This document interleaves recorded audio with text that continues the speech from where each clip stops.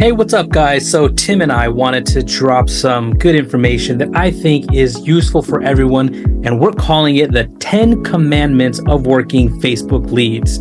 So without further ado, I want to go through the 10 Commandments, and let's get into it with commandment number 1. Thou shalt dial thy leads within 5 minutes, or as soon as thou art able.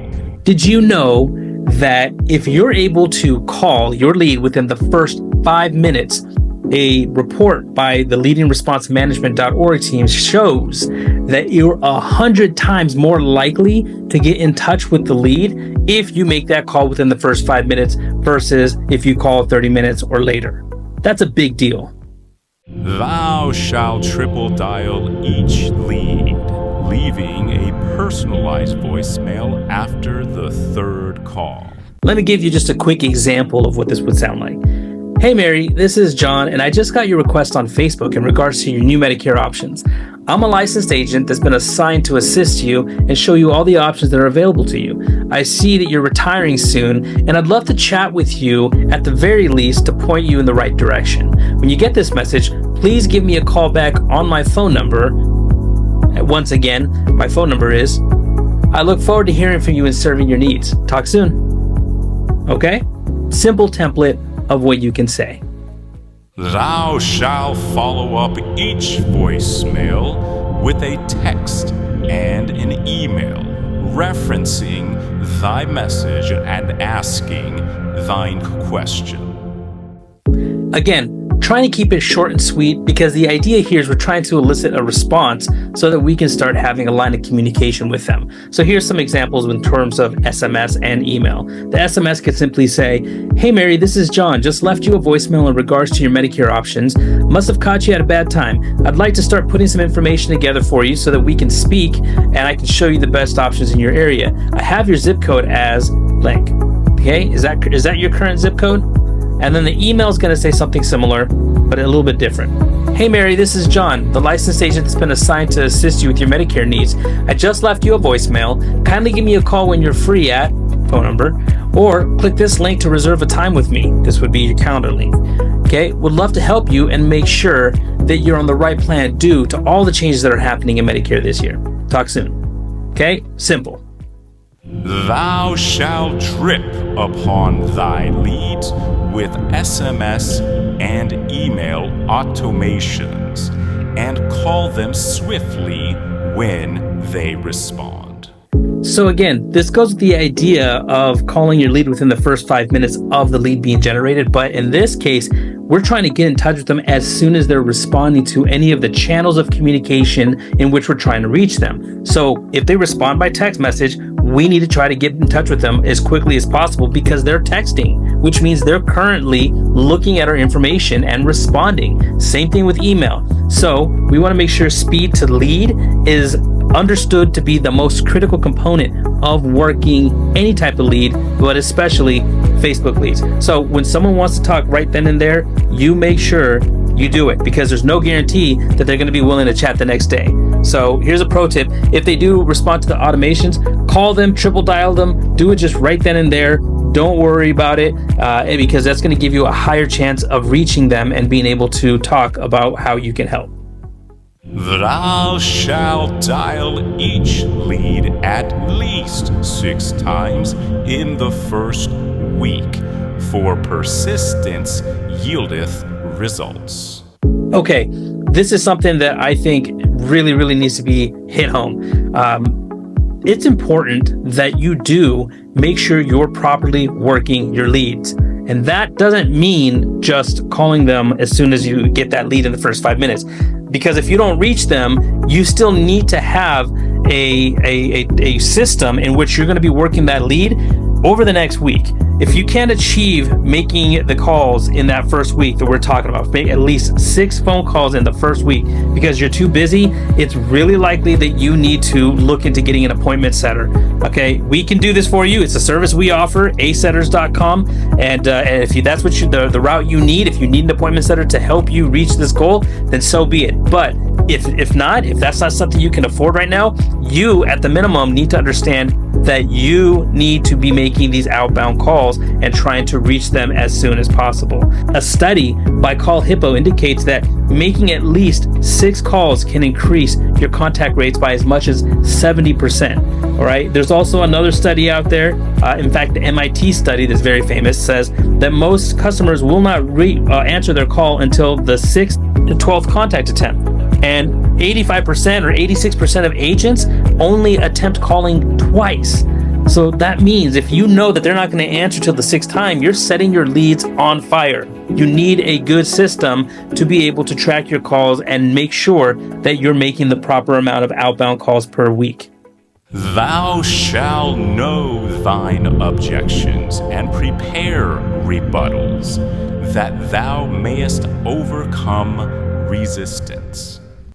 Look, it's inevitable. You're going to get objections. That's just part of the game. The best thing you could do, though, is start studying up on your rebuttals so that you can be prepared. A lot of the common objections that come with first-time leads is going to be such things like not interested, already have coverage, too expensive, I need time to think about it, I have no time, I never filled this out, spam concerns, waiting from someone else, no immediate need, skeptical about benefits. So you just need to have the best rebuttals ready for each of these objections, and that way you're going to increase your likelihood of being able to move on with the phone call to the point where you can present your options.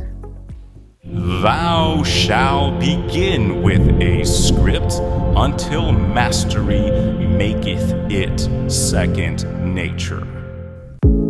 Listen, this is a big deal, especially for those of you who are new to this or maybe not as experienced. You don't understand the power of the script. If you have something that you're doing repetitively, then it gives you a better chance to be able to pinpoint where things are going wrong, which then allows you to course correct and make sure that you can improve upon where in the script most of your leads are falling off. But if you always have something different that you're riffing off the cuff, then it's going to be really hard to figure out what is it that you're doing wrong that's causing such a large drop off in leads whenever you're getting them on the call and not being able to get to the point where you're presenting. If you have a script that you're following day in and day out, this makes it so much easier to be able to know where things are happening that you need to correct so that you can improve them and keep them on the phone longer, which leads them to getting a sale. Thou shalt not ignore booked appointments, but shalt call promptly to confirm and engage. Now, this might sound a little bit crazy to you because you're thinking, hey, they just booked an appointment. They want to meet with me. They want to talk with me. So I'm super happy with that. And I'm just going to wait until that appointed time. But statistically speaking, show rates are as low as 20% for people who are booking their own appointments, regardless of whether they did it on their own, if they did it through your AI bot, or if you're the one who even booked it with them on the phone. As low as 20%, as high as 50%, that's just the reality. So if you see that somebody books an appointment through your AI bot, or if they self-book on a calendar link that you've provided them, you should try calling them right away. You should try calling them at least just to say, hey, I want to confirm this appointment, but still open the door enough that you can try and have further communication with them and see if you can go ahead and do the sale right then and there. Trust me, try it, it works. Thou shalt prioritize high intent leads and follow up with them at the start and the end of each day. Again, I'm going to go back to the importance of having a good CRM, a good system that you can manage your leads and your clients in. The reason being is because you want to be able to separate your high intent leads from your low intent leads. And if you can make custom lists in your CRM, it makes it so much easier to be able to work the high intent leads first and foremost, right? You want to go after those guys as quickly as possible because they have a higher probability of converting into sales, and you want your lower intent leads to go into a drip and to get worked by your system as well as yourself, but you're not going to have as much of a priority on those low intent leads as you would on your high intent leads. Okay, so always give your higher intent leads more attention. That's the bottom line. So start and end your day following up with your high intent leads. Thou shalt abandon unresponsive leads to cool down, yet never forsake diligence with the willing. Look, if you've worked your leads properly, if you've called them at least 8 times over the course of about a week and a half, then you've done what you can to work that lead. And for now, you're just going to have to shelve it.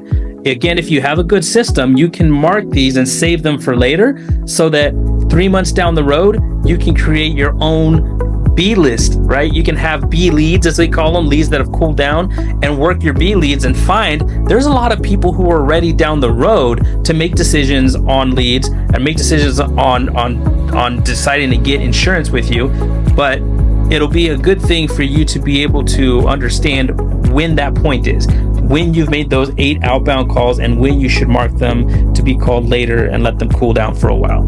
Again, going back to the MIT statistic, most agents only call twice on their leads and then they just leave them alone, never to touch them again. That is such a big mistake. That's such a horrible way to set your money on fire, and you don't want to do that, right? You've invested a lot of money into these leads. You want to make sure to squeeze all the juice out that you can. The best way to do that is to have a proper system to work them and get that done.